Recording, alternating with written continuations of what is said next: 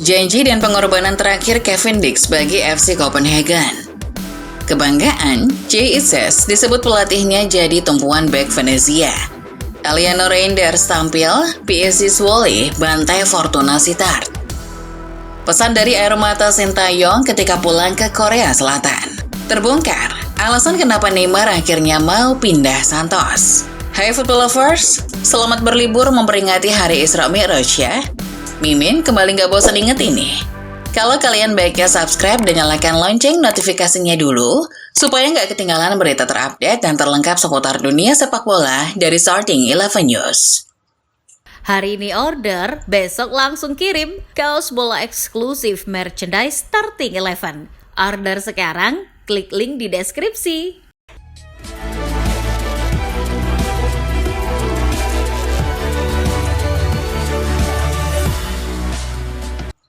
Dari hasil La Liga Jornada 21, Barcelona mengamuk ketika menggasak tamunya Valencia dengan skor mencolok 7-1. Gol dari Blaugrana masing-masing dicetak oleh Frenkie de Jong, Ferran Torres, Rafinha, Lewandowski, brace dari Fermin Lopez, serta satu gol bunuh diri dari Tarega. Kemenangan besar ini membuat pasukan Hansi Flick berada di peringkat 3 dengan 42 poin.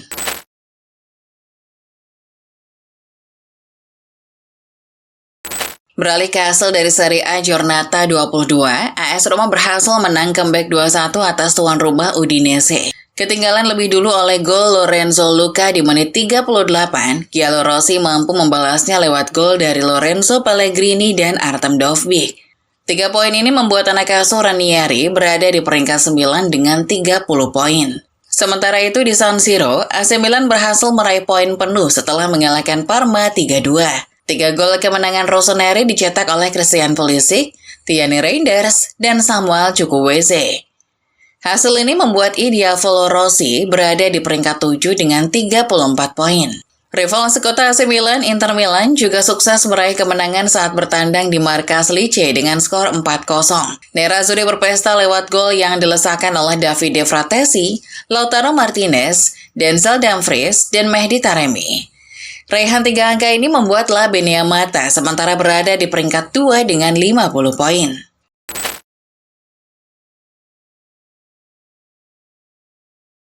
Dari Italia kini terbang ke Inggris. Dari hasil laga Liga Inggris pekan ke-23, Tottenham Hotspur takluk di markas sendiri saat menjamu Leicester 2-1.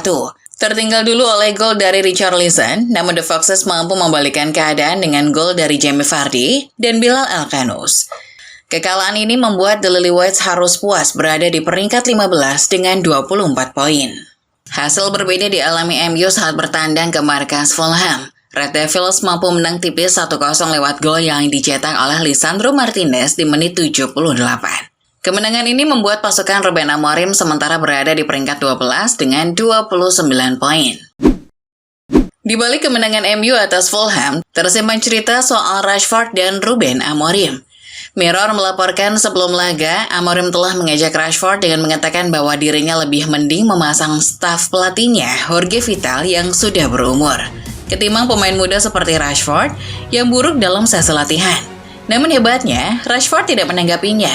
Ia malah memberikan pesan singkat lewat media sosial pribadinya yang berisi pujian pada rekan-rekannya atas kemenangannya melawan Fulham. Beralih ke kabar lainnya, keputusan wasit Michael Oliver untuk mengusir Miles Lewis Kelly dari lapangan saat Arsenal menang 1-0 atas Wolves membuatnya menerima berbagai ancaman mengerikan. PJ Mall akhirnya turun tangan atasi kasus tersebut. Mereka mengeluarkan pernyataan resmi yang mendesak agar pihak kepolisian segera menginvestigasi segala bentuk ancaman dan pelecehan pada Oliver. Sementara itu dari London tersiar kabar bahwa pelatih Spurs Ange Postecoglou terlihat marah besar dengan tingkah laku fans pasca laga melawan Leicester. Fans Spurs sempat berteriak meluapkan kekecewaannya pada pelatih asal Australia itu setelah kalah dari Leicester. Postecoglou yang mendengar teriakan itu geram dan terlihat memelototi fans tersebut. Namun seketika, rekan Postecoglou mendorong untuk langsung masuk lorong stadion. Tak hanya Postecoglou saja yang marah, pelatih Milan, Sergio Conceição, juga terlihat marah pasca laga melawan Parma. Namun kemarahan Conceição bukan kepada fans, melainkan kepada pemainnya sendiri, Davide Calabria. Menurut Football Italia, Calabria mengatakan sesuatu yang membuat Conceição marah. Untung saja amarah Conceição itu mampu ditahan oleh staf pelatih lainnya. Pertikaian ini akhirnya mampu diredam oleh Zlatan Ibrahimovic di ruang ganti. Ibra mendudukan keduanya untuk membahasnya secara bersama-sama. Beralih ke kabar lainnya yang datang dari pemain Real Madrid Rodrigo. Get Football News Spain melaporkan bahwa pemain asal Brasil itu sedang dibidik serius oleh PSG. Hal itu juga dibenarkan oleh jurnalis FIFA Abdallah Bolma. PSG telah memposisikan diri sebagai tim pertama yang akan mengangkut Rodrigo musim panas mendatang. Kabar ini pun sudah dikonfirmasi secara langsung kebenarannya oleh pihak PSG. Dari Turki tersiar kabar bahwa pelatih Fenerbahce Jose Mourinho dilaporkan akan segera menampung penyerang Barcelona Ansu Fati. Diario AS menyebut bahwa Fenerbahce sedang menegosiasikan opsi pinjaman hingga akhir musim, serta kewajiban pembelian permanen kepada pihak Barca. Transfer Ansu Fati ini ditujukan untuk menggantikan posisi Alan Saint-Maximin, yang rencananya akan diputus kontrak berkat performanya yang dianggap Mourinho kurang memuaskan. Masih dari Turki, pelatih baru Besiktas Ole Gunnar Solskjaer dilaporkan oleh The Sun akan coba berusaha keras membawa mantan anak asuhnya di MU, yakni Marcus Rashford dan Casemiro. Ole sedang berbicara intens dengan pihak manajemen klub supaya bisa memboyong mereka. Meski soal gaji terbilang besar, namun pihak Besiktas bersikeras akan mengupayakan sampai akhir bursa transfer Turki ditutup pada 11 Februari mendatang. Sementara itu dari Brasil ada laporan dari Gol yang mengatakan bahwa kepindahan Neymar dari Al Hilal ke Santos sudah memasuki tahap akhir. Namun dari transfer tersebut terkuak alasan kenapa Neymar bersedia pulang kampung. Menurut laporan, Neymar rela dan bersedia potong gaji dengan nominal yang sangat besar demi berseragam Santos. Meski tak disebutkan secara spesifik, namun gajinya di Santos terbilang sangat kecil bila dibandingkan di Al Hilal.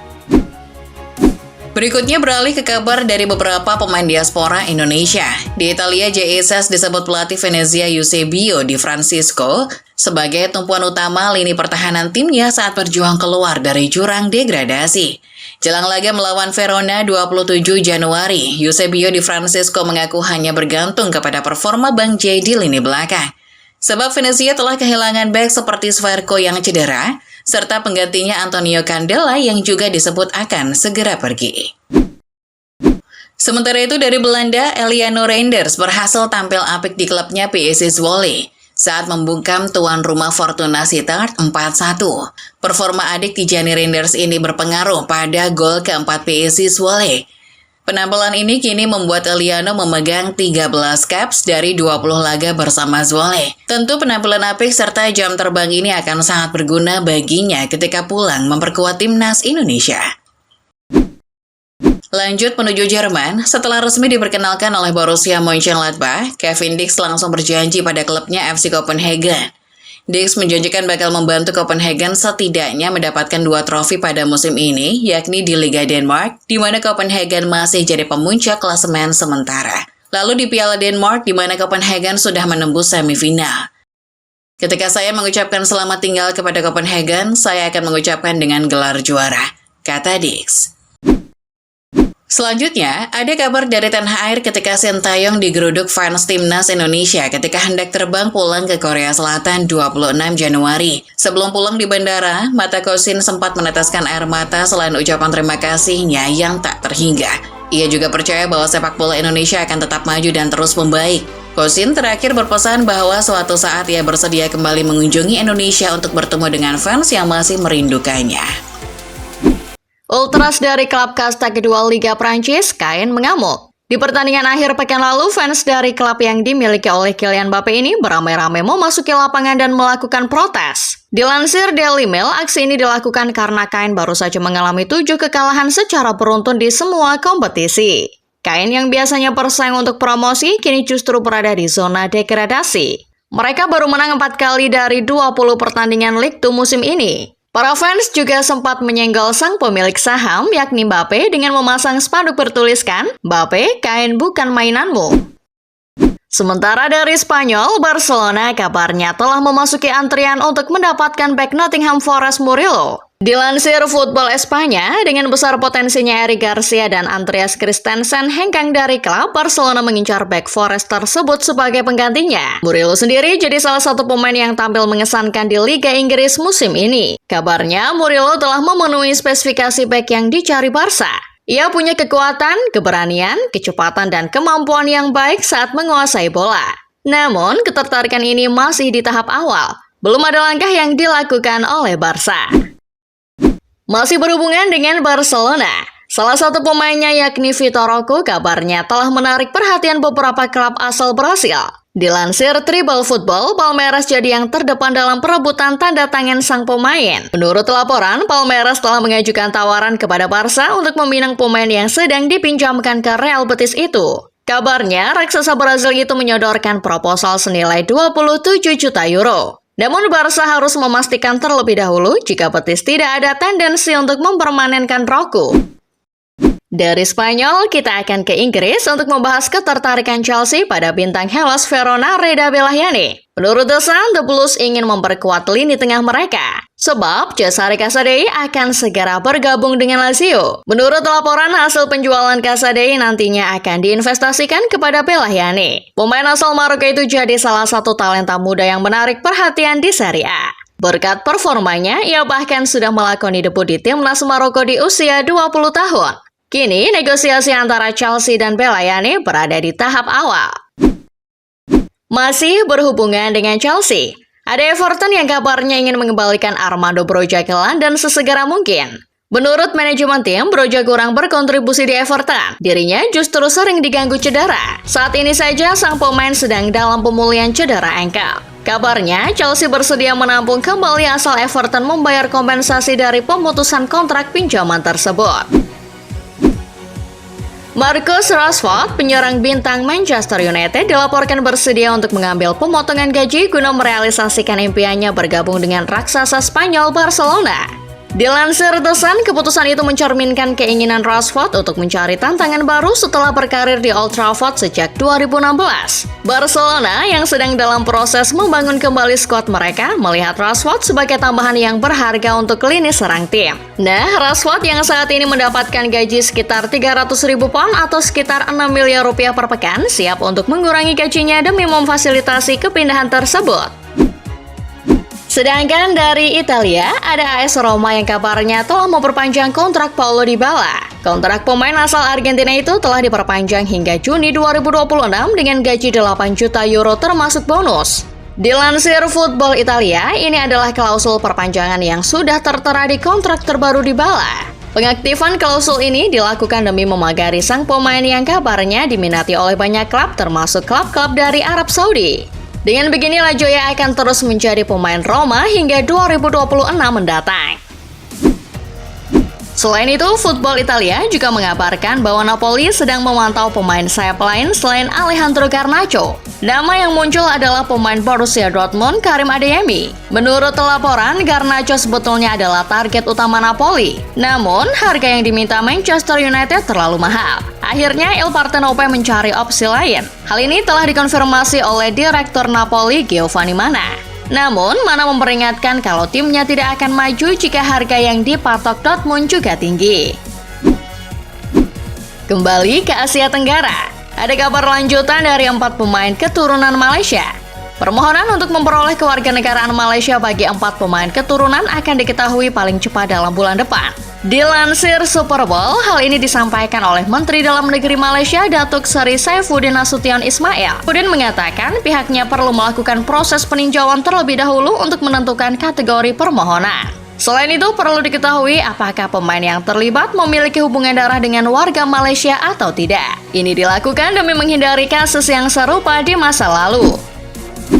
Gerald van der Berg resmi diumumkan PSSI menjadi bagian dari tim pelatih Timnas Indonesia. Setidaknya ada 3 tugas penting van der Berg di Timnas Indonesia. Dilansir CNN Indonesia, tugas Gerald yang pertama adalah menjadi pelatih Timnas Indonesia U23. Kehadiran Van der Berg diharapkan bisa membuat Garuda Muda mempertahankan gelar medali emas di SEA Games 2025. Kedua, Van der Berg juga akan menjadi asisten Patrick Clifford di Timnas Indonesia. Sedangkan tugas ketiga adalah Van Peek akan menjadi penghubung antara timnas Indonesia senior dengan U23, U20, dan U17. Sekali lagi, selamat bertugas Coach Gerald.